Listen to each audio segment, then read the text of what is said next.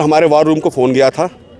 War room पे phone गया, वहाँ बताया गया कि भारी संख्या में फॉर्म नंबर 7 जो प्रिंटेड है, जिसको आप लोगों को हमारे कांग्रेस जन दिखा रहे हैं, फॉर्म नंबर 7 भारी संख्या में वहाँ पर मौजूद है। हम लोग वहाँ पहुँचे, हम लोगों ने वहाँ तस्दीक किया।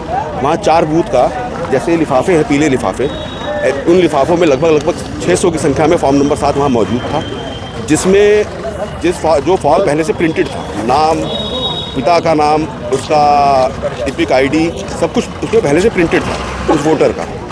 उसके बाद जब जिसके द्वारा वो प्रस्तुत किया गया था, प्रत्यावेदन दिया गया था नाम काटने के लिए, जैसे जिलाधिकारी महोदय का निर्देश था कि बीएलए दल का बीएलए सिर्फ 10 फॉर्म दे सकता है, और बीएलए की सूची सारे बीएलओ और सारे सुपरवाइज़रों को उपलब्ध कराई गई थी। वहाँ जब हम पहुँचे हैं तो एक ही व्यक्ति के द्वारा हस्ताक्षर किए गए 80 से 100 फॉर्म वहाँ मौजूद थे, एक लिफाफे में 250 से ऊपर फॉर्म मौजूद थे। और जब उन व्यक्तियों को बुलाया गया, उन चारों बूथ के व्यक्तियों को बुलाया गया कि भाई क्या आपने ये फॉर्म साइन किया है, उन्होंने सिरे से नकार दिया कि भैया ये फॉर्म हमारे द्वारा साइन नहीं किया गया है। और उनका लिखित आवेदन हम लोगों के पास है। वही हम लोग जिलाधिकारी महोदय के पास आए थे कि सुपरवाइज़र के पास वो प्रिंटेड फॉर्म वो कहाँ से आया, जो उसने बीएलओ को दिया, और बीएलओ के ऊपर दबाव बनाया कि शाम तक ये आवेदक रसीद शाम तक सारा का सारा बीएलओ सुपरवाइज़र को उपलब्ध कराए।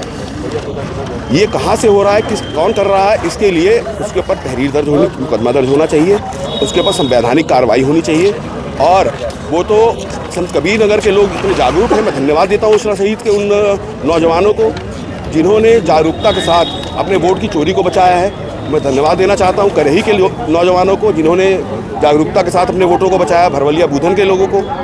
इस तरीके से जिस तरह से भारतीय जनता पार्टी के लोग काम कर रहे हैं, ये वो जान चुके हैं कि उनकी ज़मीन अब खिसक चुकी है, और आने वाले हर चुनाव में उनको जनता जवाब देने का काम की तैयारी में है।